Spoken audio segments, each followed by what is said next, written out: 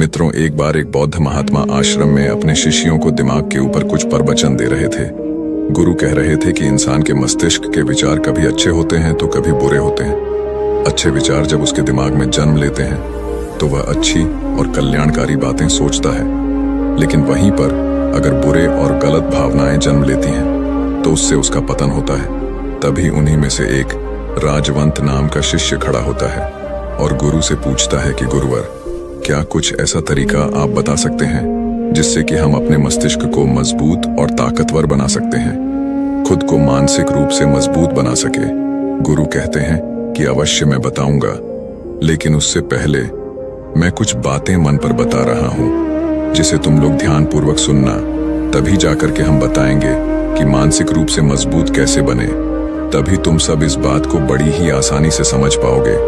गुरु कहते हैं कि जब भी हम कुछ सोचते हैं तो सबसे पहले वह विचार हमारे मस्तिष्क में जन्म लेते हैं और उसी के अनुरूप हमारा पूरा शरीर कार्य करने लगता है।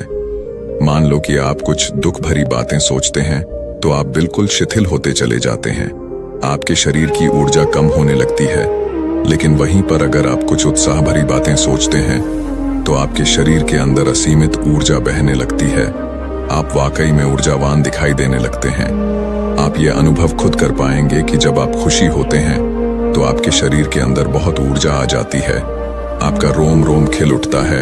ऐसा इसलिए हुआ क्योंकि आपने अपने दिमाग में कुछ जोश भरी बातें सोची।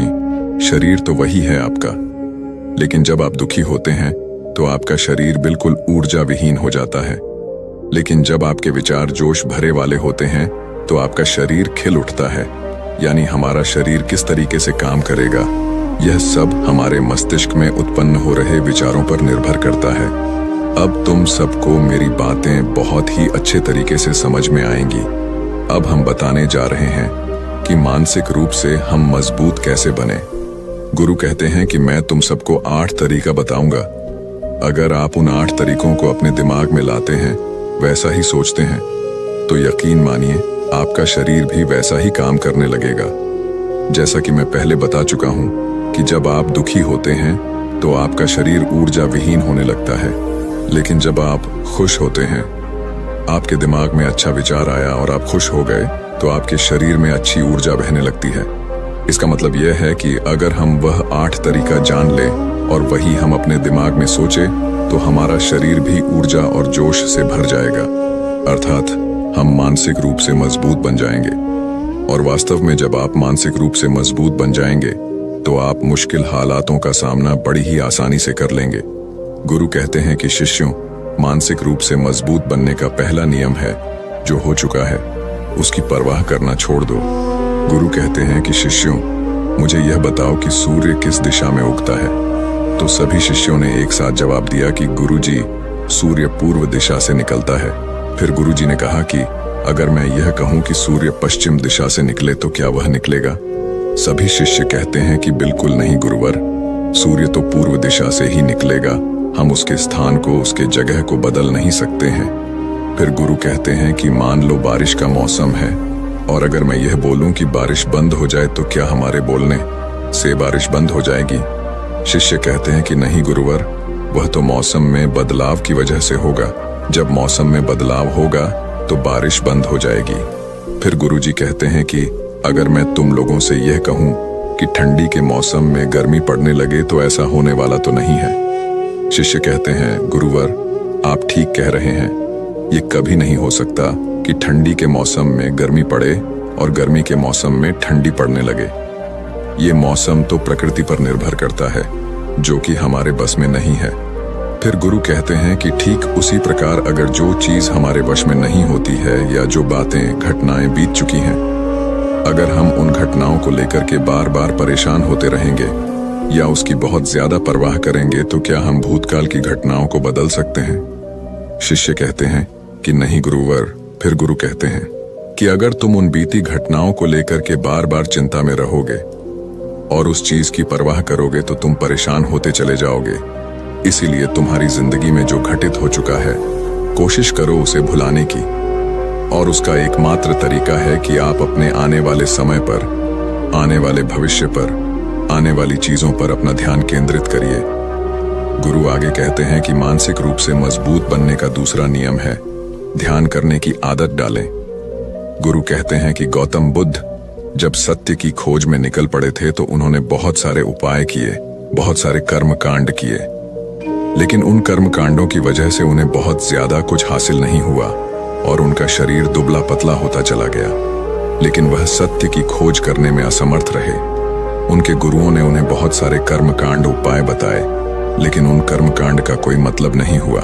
अंत में जब भगवान गौतम बुद्ध स्वयं ध्यान की अवस्था में बैठे तो धीरे धीरे ध्यान की गहराइयों में जाकर के उन्हें वह सारी चीजें लगने लगी जिस चीज की वह खोज में निकल पड़े थे। ध्यान के जरिए वह अपने सभी विचारों पर विजय पा लिए। उन्होंने पापी मार्ग को पराजित किया, काम वासना पर विजय पाई, अपनी हर एक भावना पर वह विजय पा लिए। और यह सब तभी हुआ जब वे ध्यान की गहरी अवस्था में बैठे और कई दिनों तक ऐसे ही बैठे रहे। ध्यान करने से हमारा मन और मस्तिष्क बहुत ही शांत हो जाता है, जिससे कि अगर हम किसी वस्तु पर या किसी के बारे में या किसी चीज के बारे में जब विचार करते हैं तो हमारा पूरा ध्यान उसी पर केंद्रित रहता है। हमारा दिमाग ज्यादा इधर उधर भागता नहीं है और हम चीजों को बहुत ही अच्छे तरीके से समझ पाते हैं। ध्यान ही एक ऐसा तरीका है जो आपको हर तरीके से आपके दिमाग को मजबूत बनाता है। बौद्ध भिक्षु अगर किसी बात पर ज्यादा जोर देते हैं तो वह ध्यान की प्रक्रिया पर ध्यान में कई घंटे तक बैठे रहते हैं, जिससे उनका दिमाग बहुत ही शांत रहता है, उनका मन बहुत ही शांत रहता है। और जिसका मन शांत रहता है वही किसी भी चीज पर अच्छी तरीके से विचार कर सकता है, अर्थात वह मन और मस्तिष्क दोनों से मजबूत होता चला जाता है। ध्यान करने से आपकी सारी वासनाएं आपके नियंत्रण में रहेंगी। आप अपनी इच्छा अनुसार अपनी वासना को अपने वश में किए रहेंगे। गुरु आगे कहते हैं कि मानसिक रूप से मजबूत बनने का तीसरा नियम है बहुत ज्यादा किसी से उम्मीद मत रखना। गुरु ने कहा कि तुम सब अपनी मर्जी से जन्म लिए हो, अपनी मर्जी से ही गर्भ का चुनाव किए हो, लेकिन इंसान जन्म लेने के बाद वह यह सब भूल जाता है कि उसे क्या करना था क्या नहीं, वह किस लिए जन्म लिया था। और जन्म लेने के बाद वह तमाम तरह की वासनाओं से ग्रसित हो जाता है। इस संसार की मोह माया में वह बहुत ज्यादा परेशान हो जाता है। वह खुद को जान ही नहीं पाता, वह खुद को भूल जाता है। और यही वजह रहती है कि वह तरह तरह के लोगों से अपनी बहुत ज्यादा उम्मीदें लगा बैठता है। उम्मीदें दुख का कारण बनती हैं। जिस भी व्यक्ति वस्तु से आपकी उम्मीदें ज्यादा बढ़ जाएंगी, आने वाले समय में सबसे ज्यादा दुख आपको उसी से मिलने वाला है, क्योंकि उम्मीद पर होती है। दुख भी वहीं पर होता है, क्योंकि आप किसी से बहुत ज्यादा उम्मीद लगा लिए और वह व्यक्ति आपकी उम्मीदों पर खरा नहीं उतरा, तो सबसे ज्यादा दुख आपको उसी से होने वाला है, क्योंकि जब उम्मीद टूटती है तो दुख बहुत ज्यादा होता है। इसलिए इस संसारिक, इस भौतिक जीवन में बहुत ज्यादा उम्मीद और बहुत ज्यादा मोह किसी भी व्यक्ति से मत करना। तभी एक शिष्य उठ खड़ा होता है और कहता है कि हे गुरुवर, हम बिना उम्मीद से, बिना आशा से कैसे जी सकते हैं। हम सबके मन में रहता है कि मुझे यह चीज करनी है, मुझे वह चीज करनी है, मुझे जीवन में ऊंचाइयों को हासिल करना है। बिना उम्मीद के तो हम लोग जीवन में आगे बढ़ ही नहीं सकते। गुरु ने कहा कि कुछ पाने की लालसा, कुछ बड़ा बनने की लालसा जीवन में जरूर आपको ऊंचाइयों तक ले जाएगी। कुछ बड़ा बनने के लिए लालसा खुद से होती है, ना कि किसी व्यक्ति वस्तु विशेष से। मैं यहाँ पर लोगों के बारे में बात कर रहा हूँ कि अगर तुम यह सोचो कि मेरा दोस्त मेरे साथ हमेशा खड़ा रहेगा या मेरे लिए मेरे साथ हमेशा खड़ा रहेगा, या आप जो सोचे वह सामने वाला इंसान आपके लिए वैसा करे, तो यह सभी चीजें बहुत ज्यादा उम्मीद और मोह को बढ़ावा देती हैं। बहुत ज्यादा उम्मीद किसी से मत रखना। खुद से उम्मीद रखोगे तो दुख बहुत ज्यादा नहीं होगा, लेकिन अगर दूसरों से उम्मीद रखोगे और वह उम्मीद पूरी नहीं हुई तो दुख बहुत ज्यादा होगा। कई बार होता है कि माता पिता जो अपने जीवन में हासिल नहीं कर पाए, वह चाहते हैं कि वह चीज उनके बच्चे हासिल करें।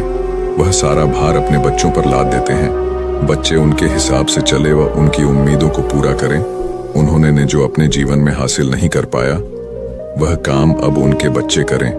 और लगभग इस समय तो सभी के माता पिता यही कह रहे हैं। बहुत कम लोग होते हैं जो अपने बच्चों को आजाद रखते हैं। मेरी सभी से गुजारिश है कि अपनी उम्मीदों का पहाड़ अपने बच्चों पर ना थोपे। गुरु कहते हैं कि मानसिक रूप से मजबूत होने का चौथा नियम है कि पहली बार में ही किसी काम में फेल होने से डरो मत। गुरु आगे कहते हैं कि शिष्यों, अगर डर तुम पर हावी हो जाएगा तो तुम अवश्य असफल हो जाओगे। अपनी जिंदगी में वह इंसान सबसे ज्यादा असफल होता है जिसे अपने लक्ष्य को पाने का डर रहता है। अगर डर तुम्हारी जिंदगी में बढ़ गया तो तुम्हें वह असफलता की तरफ जरूर ले जाएगा, क्योंकि डर तुम्हारे आत्मबल को, तुम्हारे आत्मविश्वास को डगमगा देगा, कमजोर कर देगा।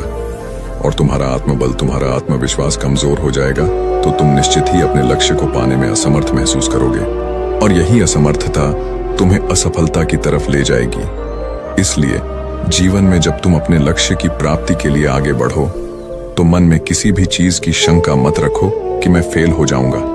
अगर यह नहीं हुआ तो यह हो जाएगा।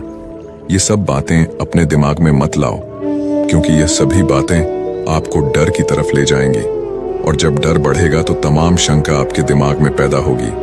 आपको घबराहट भी हो सकती है, आपको नींद नहीं आएगी, रात को बेचैन मन होने लगेगा, क्योंकि आपका डर आपको असफलता की तरफ ले जा रहा है। और जब असफलता का विचार आपके दिमाग में आएगा तो आप और ज्यादा डरने लगेंगे। इसलिए जीवन में जब आप लक्ष्य की प्राप्ति के लिए आगे बढ़ जाओ तो मन में कोई शंका मत रखो, सिर्फ और सिर्फ अपने काम करने पर ध्यान दो। जब तुम काम करने पर ध्यान दोगे तो तुम कभी डरोगे नहीं, क्योंकि तुम अपने लक्ष्य की प्राप्ति के लिए काम कर रहे हो, उसके लिए जुट गए हो, तो तुम्हारा डर खत्म हो जाएगा। और जब डर खत्म हो जाएगा तो तुम जरूर सफल हो जाओगे। गुरु आगे कहते हैं कि 5वां नियम है मानसिक रूप से मजबूत बनना। वह यह है कि जिंदगी में कभी भी खुद को कोसो नहीं। गुरु कहते हैं कि जो इंसान जितना ज्यादा संघर्ष करता है वह उतना ही मजबूत बनता चला जाता है। जितना ज्यादा तुम मजबूत बनोगे उतना ही ज्यादा तुम काबिल होते चले जाओगे। इसलिए अगर तुम किसी भी चीज में असफल भी हो जाते हो, या कोई चीज तुम्हारी इच्छा के अनुसार नहीं हुई, या तुमने कुछ ऐसा कार्य किया जैसा नहीं करना चाहिए था, और इन सब बातों को लेकर के अगर तुम पछता रहे हो, खुद को कोस रहे हो, तो यह तुम्हें मानसिक रूप से कमजोर करता चला जाएगा, क्योंकि खुद को कोसना बहुत ज्यादा खतरनाक होता है। यह आपके दिमाग की क्षमता को कम कर देगा, आपकी सोचने समझने की शक्ति को कम कर देगा, आपके आत्मबल, आपके आत्मविश्वास को कम कर देगा। इसीलिए जीवन में कभी भी किसी भी कार्य के लिए खुद को कोसना नहीं, क्योंकि अगर वह कार्य तुमसे नहीं हुआ है या जो तुम सोच रहे हो वह जिंदगी में नहीं कर पाए, तो इसका मतलब यह नहीं है कि तुम असफल ही हो गए। अगर मैं यह कहूं कि यह सामने वाला आम का पेड़ है, इस पर सबसे पहले कौन सा जानवर चढ़ेगा? हाथी चढ़ेगा, बंदर चढ़ेगा, या फिर गिलहरी और या फिर शेर? तो सभी शिष्यों ने कहा कि गुरुवर, इस पर तो गिलहरी और बंदर सबसे पहले चढ़ जाएंगे। तभी फिर गुरु कहते हैं कि तो अगर ये हाथी सोचे कि मैं इस पेड़ पर नहीं चढ़ पाया, अगर वह खुद को कोसने लगे, तो क्या यह सही है? शिष्य ने कहा कि गुरुवर, यह तो गलत बात है, क्योंकि हाथी तो कभी भी पेड़ पर चढ़ ही नहीं सकता। हाथी तो पेड़ पर चढ़ने के लिए बना ही नहीं है। गुरु कहते हैं कि ठीक इसी प्रकार हर एक व्यक्ति का काम करने की कला का, दिमाग का अलग अलग महत्व होता है। कोई किसी कार्य में माहिर होता है तो कोई किसी कार्य में। बस हमें इसी को समझने की जरूरत होती है। जरूरी नहीं कि दुनिया के लोग जैसा कर रहे हैं तो तुम भी वैसा करो। तुम अपनी प्रतिभा के हिसाब से कार्य को करो। अगर तुम अपनी प्रतिभा के हिसाब से करोगे तो तुम उसमें जरूर सफल होगे। गुरु आगे कहते हैं कि मानसिक रूप से मजबूत बनने का 6वां नियम है अपनी ऊर्जा को व्यर्थ में बर्बाद मत करो। गुरु कहते हैं कि तुम सबके अंदर अभी बहुत ऊर्जा है। कभी भी अपनी ऊर्जा को गलत कार्यों में, गलत लोगों पर बर्बाद मत करना, क्योंकि अगर तुम अपनी ऊर्जा को बर्बाद करोगे तो वह तुम्हें बर्बादी की तरफ ले जाएगी। इसलिए अपनी ऊर्जा को अपने लक्ष्य में लगाओ, क्योंकि अभी तुम सबके पास बहुत ज्यादा ऊर्जा है। अगर तुम सब पूरी ऊर्जा के साथ अपने लक्ष्य पर जुड़ जाओगे तो तुम जरूर सफल हो जाओगे। लेकिन अगर तुम ऊर्जा को गलत जगह पर लगा रहे हो तो तुम्हारी ऊर्जा बिखरने लगेगी, और जब ऊर्जा बिखरने लगेगी तो तुम कभी भी अपने लक्ष्य को प्राप्त नहीं कर पाओगे। गुरु आगे कहते हैं कि मानसिक रूप से मजबूत बनने का 7वां नियम है सुनो सबकी लेकिन करो अपने मन की। गुरु कहते हैं कि शिष्यों, पहले ध्यान से तुम यह पता करो कि तुम्हारे अंदर कितनी क्षमता है। अगर तुम सबको अपनी क्षमता के बारे में पता है तो तुम अपनी क्षमता के हिसाब से कार्य को करो। भले लाखों लोग तुमसे यह बोले कि तुम इस कार्य को नहीं कर सकते हो, उस कार्य को नहीं कर सकते हो, तो तुम कभी भी उन पर भरोसा नहीं करना या उनके हिसाब से मत चलना, क्योंकि शरीर तुम्हारा अपना है। तुम्हें खुद के बारे में सबसे ज्यादा तुम ही जान पाओगे। कोई दूसरा तुम्हारे बारे में तुमसे ज्यादा नहीं जान पाएगा। तुम सबको अपने अपने बारे में पता होगा, अपनी अपनी क्षमता के बारे में पता होगा कि तुम इस कार्य को या किसी भी कार्य को कैसे कर सकते हो। कोई किसी कार्य को बहुत जल्दी कर सकता है तो कोई थोड़ा समय लगा सकता है। ये सब बातें तुम सबको खुद के बारे में सबसे ज्यादा तुम्ही को ही पता होगी। इसलिए तुम्हारे अंदर जो क्षमता है, अपनी क्षमता के हिसाब से ही अपने कार्य का चुनाव करो। और जब तुम अपनी क्षमता के हिसाब से कार्य को करोगे, खुद के अंदर की आवाज को सुनोगे, तो तुम जीवन में जरूर आगे जाओगे। कई बार होता है कि लोग खुद की क्षमता को पहचानता ही नहीं। जैसा दूसरे लोग कह रहे हैं वह वैसा ही करने लगते हैं और अपनी जिंदगी का ढेर सारा समय यूं ही बर्बाद कर देते हैं। उनसे ऐसा काम करने को कहा गया था तो वह भी वैसा ही काम करने में जुट गए, बिना सोचे समझे कि उनकी क्षमता कितनी है या उनकी प्रतिभा उस कार्य में है कि नहीं। तो ऐसे लोग कभी भी अपने लक्ष्य को प्राप्त नहीं कर सकते, क्योंकि जो इंसान अपनी खुद की क्षमता को नहीं पहचान पाएगा वह जीवन में कभी भी सफलता अर्जित नहीं कर पाएगा। यह शरीर तुम्हारा है, यह दिमाग तुम्हारा है। सोचने से समझने की शक्ति भी तुम्हें ही तय करनी है। तुम्हें पता होना चाहिए कि तुम्हारा शरीर कितना मजबूत है, कितना ताकतवर है और इसमें कितनी क्षमता है। और अगर क्षमता नहीं है तो अपने शरीर की क्षमता को बढ़ाने की कोशिश करिए और खुद के अंदर की खुद की भावनाओं को सुनने का प्रयास करिए और अपनी क्षमता के हिसाब से आगे बढ़िए। फिर गुरु आगे कहते हैं कि मानसिक रूप से मजबूत बनने का 8वां नियम है बोलना कम करो और अपने कार्य पर ध्यान दो।